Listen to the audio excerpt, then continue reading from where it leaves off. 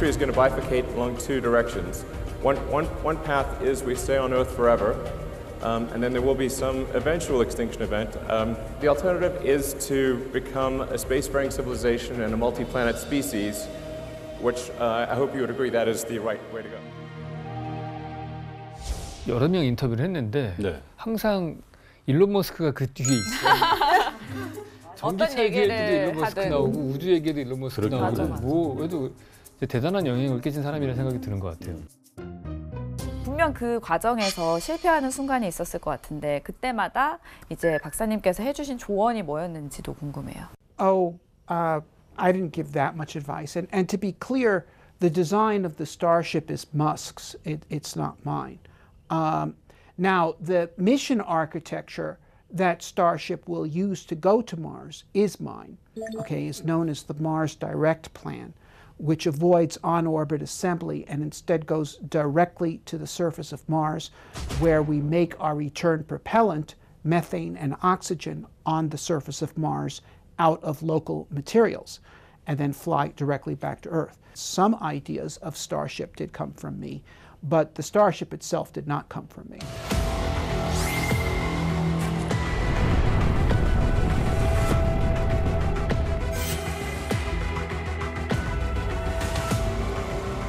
일론 머스크한테 그 화성으로 가라고 조언해 주셨듯이 일론 머스크하고 다음에 만나시면 한국의 월간 커넥트에 꼭 나가라고 조언을 해주시면 좋을 것 같거든요. 제가 예전에 일론 머스크의 자서전을 한번 읽은 적이 있었는데 이 친구가 2008년도 금융위기 때 정말 뱅크럽 할 뻔했거든요. 그때 와이프에게 선물을 해주려고 했는데 그 약속을 못 지킬 정도로 어려웠는데 그때 나사에서 스페이스X에 펀딩을 해줘요. 무슨 큰 오더를 줘요. 그래서 그 수주 때문에 돈을 받아 펀딩을 해가지고 테슬라도 살리고 이랬던 그 스토리가 있거든요. 그래서 이 일론 머스크는 스페이스X에 대해서 굉장한 애정을 가지고 있죠. Yeah, well, let me tell you a story about that. Okay, maybe this will give you some insight into him. Around 2004, I visited him at his first factory, which is not his current factory, it's smaller. But at that time, they had made significant progress on the Falcon 1, which was his first launch vehicle, and they were anticipating being able to launch it fairly soon. And I told him he should expect it to fail. He should be ready to try at least 3 times. And he said to me at that time, "Why is it going to fail? What's wrong with my design?" And I said, "I don't know what's wrong with your design. I just know that these things are hard and it's probably going to fail the first time. And you have to be ready for that." And he said, "Well, if you don't have a criticism that you can say of why the design is wrong, I just don't believe it." Well, it did fail the first time and the second time. And so around 2007, the first 2 launches had failed, and I visited him again. And this was at his larger factory. And he said, "I'm good for 1 more try. If it fails again, I'm going to quit. Okay, this is just too much." Well, it launched again and it failed again. Then he said, "Well, I'm not going to quit." And he tried a 4th time, and that's when it succeeded. And when it succeeded, that's when he got that NASA contract too. You know, he went into SpaceX, not realizing how hard it was going to be. But he learned through experience that it was hard. And so the Falcon 1 failed 3 times before it succeeded. The Falcon 9 failed 5 times on landing before he got the reuse correct. He succeeded because he doesn't give up. Okay, he doesn't give up.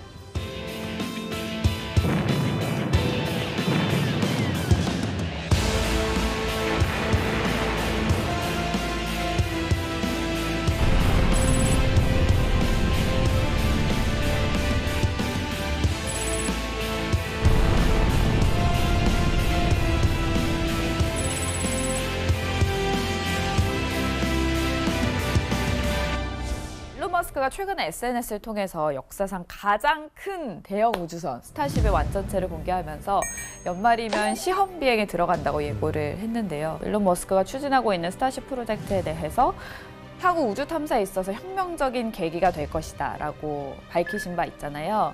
그렇게 생각하신 이유가 뭔지. The SpaceX in particular has caused the price of space launch to drop by a factor of 5 in the past 10 years by introducing two things: entrepreneurial ways of doing business and reusable rockets. The rockets up till now have been expendable. Imagine how expensive airline travel would be if you threw away the airliner after one flight and the passengers had to buy the whole airliner instead of just a seat on an airliner. But this has now changed, and Musk has introduced vehicles that are mostly reusable, the Falcons, and now he is working on a vehicle that will be entirely reusable, the Starship.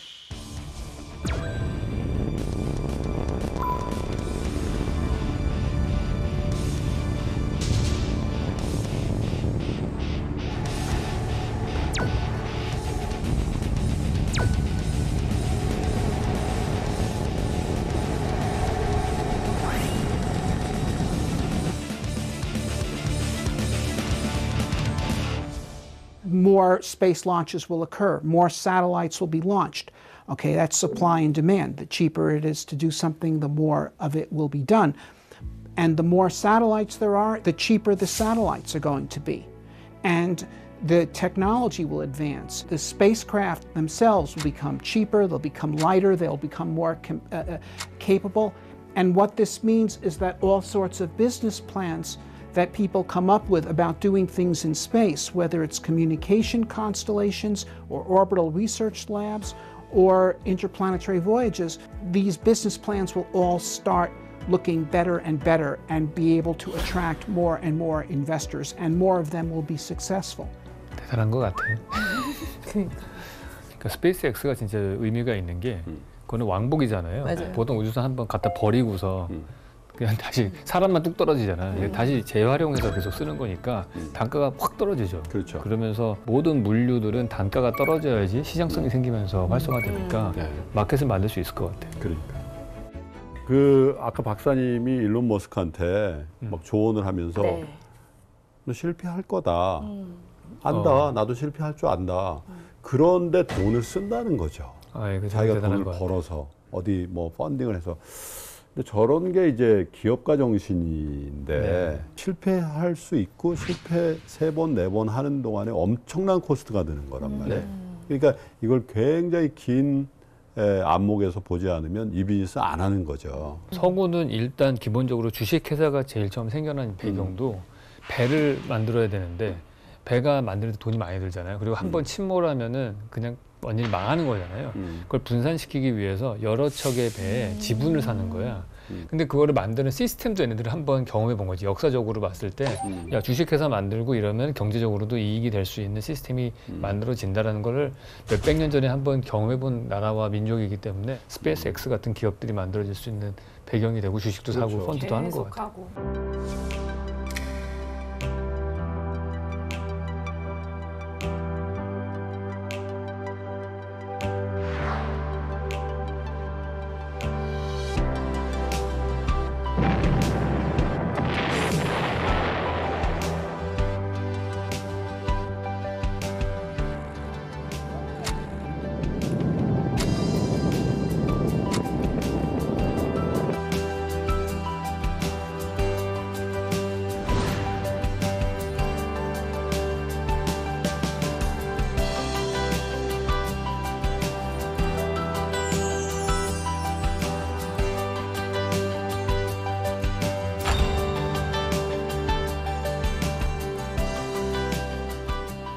화성 얘기를 많이 했는데 나사에서 이제 그런 공고가 있었대요.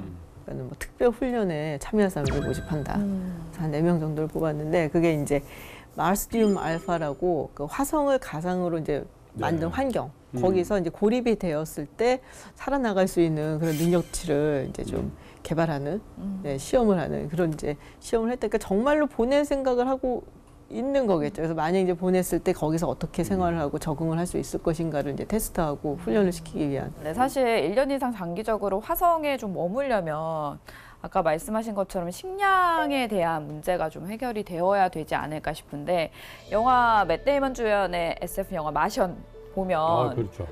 감자를 키워서 네. 먹잖아요. 과연 현실로 이루어질 수 있을까요? Well, sure, we can grow food on Mars in greenhouses, not out in the open. So they will want ultra productive crops, and this will drive them to be great innovators in biotechnology, genetic engineering. The early Mars missions will probably bring their food. We'll recycle our water, but we'll bring food. If you're on Mars, you have gravity. So you don't need to have food that comes out of tubes that you squeeze. And you can cook like you can on Earth. If you actually cook foods, you can mix them in different ways and come up with a much larger variety. Bringing people to Mars who have varied skills, including varied cuisines, is a very good thing for the morale and the effectiveness of the crew. 저는 진짜 물이 제일 힘들 것 같은데 물은 계속 리사이클링해서 쓴다라고 네네. 했는데 그 빙하가 있다면서요. 네, 뭐 그걸 그러니까 결국에는 에너지원을 어떻게 찾느냐인 것 같아요. 그러니까 이제 사실 인류 역사가 에너지를 찾아서 온 거잖아요. 그렇죠. 네, 불에서 시작을 해갖고서는 뭐 석탄에다가 뭐 석유에다가 이제 뭐 그린 에너지까지 가는 거 맞아. 보면은 결국에는 그게 가장 원초적으로 필요한 거니까. 처음에 요리하면 되지. 근데 저는 그때 무슨 약간 무식하게 무슨 생각했냐면 야 요리할 때 그 불 산소가 많이 필요할 텐데. 근데 생각해보니까 우리는 나이 든 세대인 거야. 인덕션 같은 거 쓰면은 불 없이 에너지만 있으면 되는 거야. 불맛이 안 나. 우리는 뭘 한다면 지글지글 보글보글이라는 그러니까 이거 해줘야지 저는 상상도 못한 거죠. 문제는 결국엔 인덕션을 움직일 또 에너지가 필요한 거니까. 에너지이고 식량이고. There's no fossil fuels on Mars except those you make with energy from something else. But Mars has got deuterium. It's got the deuterium, which is the fuel for fusion reactors, is 5 times more plentiful on Mars as it is on Earth. So I think the Martians will be the ones who develop fusion power. 화성에 이제 이주해서 살면 되게 좀 다를 것 같아요. 지구에서 사는 거하고는. 밖에 나갈 때는 막 너무 춥기도 하고 모래바람도 불고 막 이러니까 막 이렇게 다 쓰고 나가잖아요. 산소도 부족하고 하니까. 그거를 하고 매일 나갈 수 있을까? 외출을 할 수 있을까? 이거 좀 개선될 방법은 없을까요? 그런 게? Well, right now, if you go outside on Mars, you will need to use a spacesuit. Okay.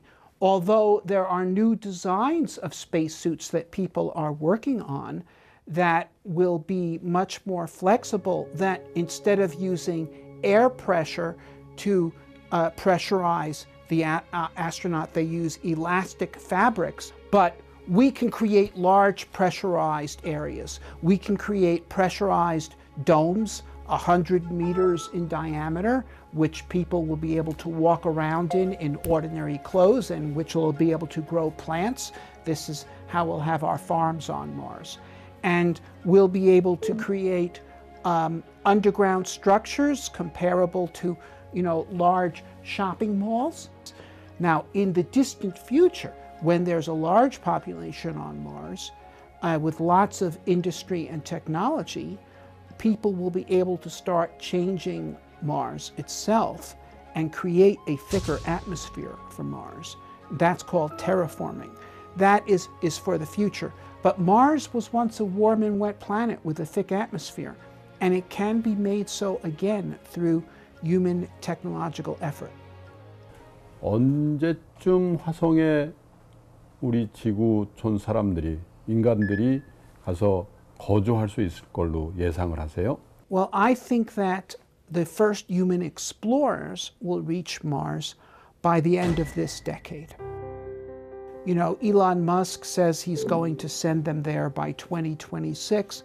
I think that's a bit optimistic, but I do think the Starship will eventually be successful and be capable of going to Mars. And then the Starships have a fairly large capacity. They'll be able to transport significant numbers of people and significant amounts of cargo, so that by another decade from now, that is by 2040, we may have a base on Mars with perhaps 1,000 people living there, and with large greenhouse domes that create enough food on Mars for them, and fairly substantial living quarters. So you'll have facilities on Mars perhaps comparable to what we have right now in Antarctica. I think it will grow fast from there. I think it will probably go up about a factor of 10 in the next decade, be 10,000 people on Mars by 2050, 100,000 by 2060.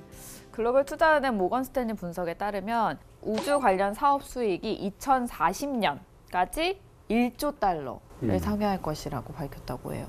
왜냐하면 돈들이 모인다는 거죠. 예를 들면 뭐 마크 저커버그라든지 빌 게이츠 이런 사람들도 뭐 스타쉽이나 이런 걸 띄우는 건 아니지만 거기에 인프라를 만드는 그런 사업에 뛰어들고 있죠. 그래서 굉장히 성장 산업일 거다라는 거에 대해서는 다 공감을 하고요.